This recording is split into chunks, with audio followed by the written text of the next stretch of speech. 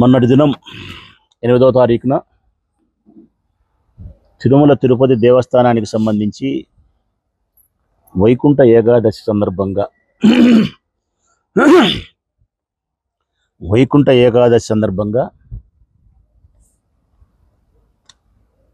ఘోరమైనటువంటి విషాదకరమైనటువంటి సంఘటన.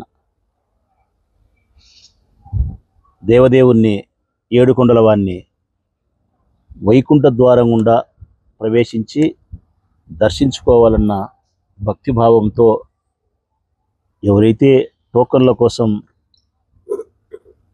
నిరీక్షిస్తూ ఉన్నారో 6 మంది చనిపోవడం, దాదాపు 45 మంది తీవ్రమైనటువంటి గాయాలతో హాస్పిటల్ పాల్గొనడం, ఊపిరాడక. దీన్ని ప్రమాదం అన్నామా, స్వయంకృత అపరాధం అన్నామా? ప్రభుత్వం చేసిన స్వయంకృత అపరాధం అన్నామా, ప్రమాదం అన్నామా? నేనైతే ప్రమాదం అని అనలేను. ప్రమాదం అన్నది మనకు తెలియకుండా, మన తప్పిదం లేకుండా జరిగే వాటిని ప్రమాదం అనొచ్చు. ఇప్పుడు భూకంపం వస్తుంది, ప్రమాదం. అగ్ని ప్రమాదం సంభవించింది, తుఫాన్లు వచ్చినాయి, వరదలు వచ్చినాయి, ఏదన్నా ప్రమాదం జరిగిందంటే ఒక అర్థం ఉంది. ఇది ప్రభుత్వం యొక్క స్వయంకృత అపరాధమే. కేవలం సామాన్యమైనటువంటి ప్రజల యొక్క ప్రాణాలకు విలువ లేదు ఈ ప్రభుత్వానికి. ఇది నేను స్పష్టంగా చెప్తా ఈ మాట. ఇది ప్రజలు కూడా అర్థం చేసుకోవాలా. ఈ ఆంధ్రప్రదేశ్ రాష్ట్రంలో ఉండే యావత్ ప్రజానికానికి 2 చేతులెత్తి నమస్కరించి చెప్తా ఉన్నా, విజ్ఞప్తి చేస్తా ఉన్నా. సామాన్యమైన ప్రజల యొక్క ప్రాణాలకు ఈ ప్రభుత్వము ప్రాధాన్యతనివ్వదు. చంద్రబాబు నాయుడు యొక్క ప్రభుత్వము భక్తుల యొక్క మనోభిప్రాయాలకు విలువ లేదు.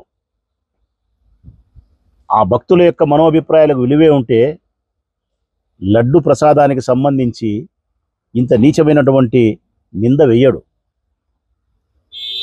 సామాన్య ప్రజల యొక్క ప్రాణాలకు విలువ ప్రాధాన్యత ఇచ్చిన మనిషి అయితే నిన్నంత ఘోరంగా నిర్లక్ష్యం వల్ల అంతమందిని చంపే ప్రయత్నం చేయడు ఆయన.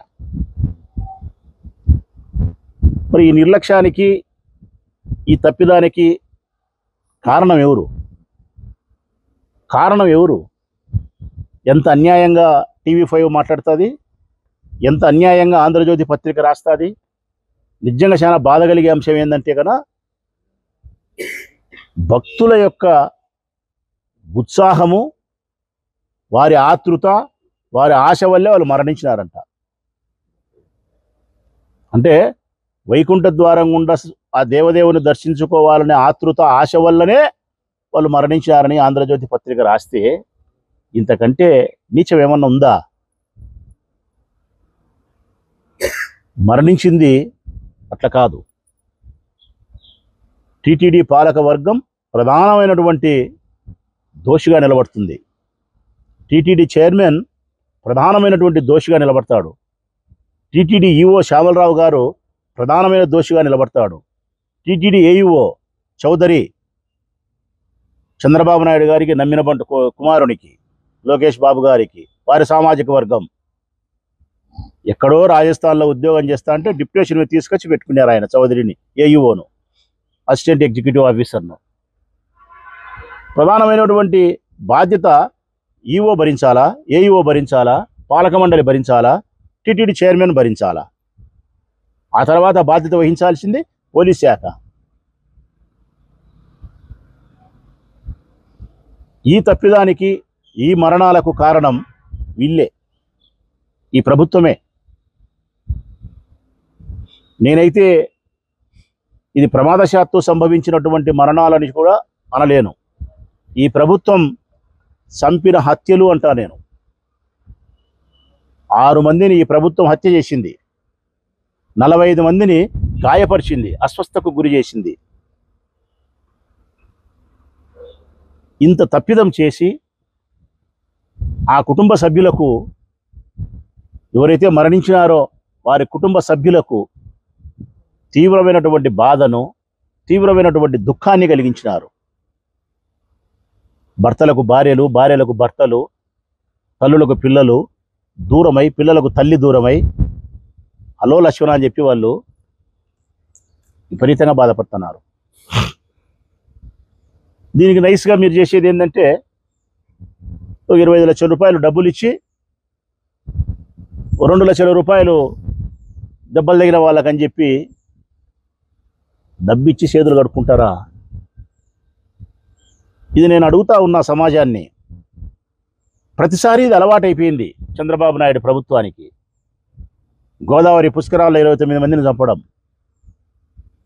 ఆడ అంతే. అంత ఒకేసారి వస్తే ఆ షూట్ చేసేదానికి బాగుంటుందని గోదావరి పుష్కరాల్లో ఆ రోజు అట్నే చేసినారు. నిన్న గేటు ఒకటేసారి ఓపెన్ చేసి అట్నే చేసినారు. కందుకూరులో చిన్న సందులో పెట్టి జనం బాగా కనపడాలని 6 మందిని చంపినారు ఎలక్షన్లప్పుడు. కందుకూరు సంఘటన అయిపోయిన తర్వాత మళ్ళీ 2 చంపినారు. మనం ఎవరి మీద నెట్టట్లేదండి, అది ఎంక్వైరీలు తేలుతుందండి. మనం ఇప్పుడు నేను కూడా ఎవరు పలాని XYZ మీద నెట్టట్లేదు. తప్పిదం జరిగింది, అది ఎట్లా జరిగింది, ఎలా జరిగింది అనేదే జ్యుడిషియల్ ఎంక్వైరీ. అదేం లేదండి. నేను మొన్న ప్రెస్ కాన్ఫరెన్స్ పెట్టి మొన్న 11 o'clock నేను క్లియర్ గా చెప్పాను, తిరుమల పోయే వాళ్ళని ఎవరు ఆపరు, కానీ అక్కడ దర్శనం కావాలంటే మాత్రం టోకెన్ ఉండాలి అనేది చెప్పాను. నేను క్లియర్ గా చెప్పాను. అది ముఖ్యమంత్రి గారు చూసుకుంటారండి, మనకి కమిటీకి ఏం సంబంధం. అది కమిటీ గవర్నమెంట్ ఆధ్వర్యంలో వస్తుంది. కొద్దిమంది చైర్మన్ గారు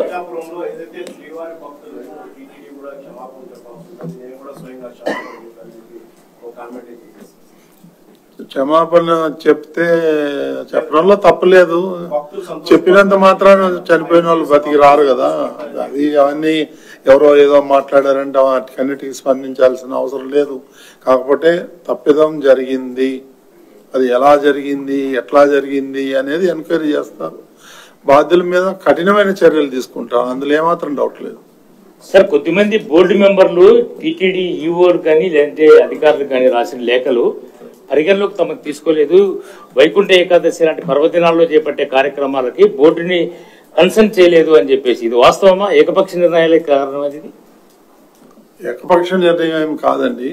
బోర్డుకి నాకు చెప్పారు, నాకు కొంతవరకు పవర్ పాయింట్ ప్రజెంటేషన్ కూడా ఇచ్చారు. నేను వచ్చి ఎమర్జెన్సీ మీటింగ్ కూడా పెట్టాను 2 సార్లు. అదే మీకు ప్రెస్ లో కూడా చెప్పాను గతంలో. కొంతమంది బోర్డు మెంబర్లు చాలా స్పష్టమైన ఆరోపణలు చేస్తున్నది. నేను ముఖ్యమంత్రి కూడా ఫిర్యాదు చేశారు, బోర్డు సభ్యులను పరిగణలోకి తీసుకోలేదు ఇలాంటి ఈవెంట్ జరిగినప్పుడు, శుభకార్యాలు జరిగినప్పుడు అనేది. అలా ఏం లేదండి, అందరికి చెప్తున్నాం మేము. డిప్యూటీ సీఎం గారు కూడా అధికారుల మధ్య సమన్వయం అదే ఎంక్వైరీ తీరుతుంది కదా. మేము ఎట్లా చెప్తాం, రాబోయే రోజుల్లో ఎంక్వైరీ జరిగేటప్పుడు మేము ముందునే ఇట్లా జరిగింది అట్లా జరిగిందని చెప్తే ఇంక ఎంక్వైరీ ఎందుకు? సీరియస్ గా పెట్టే కదా జ్యుడిషియల్. ఇది సీరియస్ గా ఉంది కాబట్టి మనం జ్యుడిషియల్ ఎంక్వైరీ చేసింది.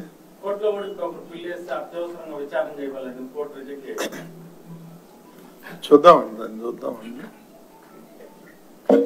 మేము కూడా ముఖ్యమంత్రి గారి దృష్టికి కూడా తీసుకెళ్తాం, తొందరగా ఎంక్వైరీ కంప్లీట్ చేయమని చెప్పి.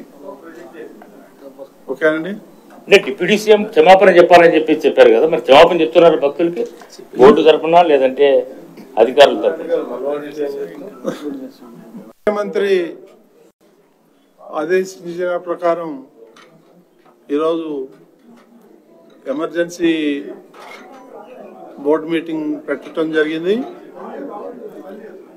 మరి ఏదైతే నిన్న ప్రెస్ లో అనౌన్స్ చేశారో దాన్ని లాంఛనంగా బోర్డులో పెట్టి వారు చెప్పినవన్నీ కూడా ఆమోదించడం జరిగింది.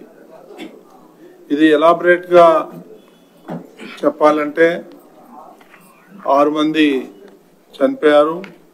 బహుశా ఆ లిస్టు ఈరోజు ప్రెస్ లో కూడా వచ్చింది, మీ అందరికి కూడా తెలుసు. ఇక ప్రత్యేకంగా చెప్పాలనుకుంటే 6 మంది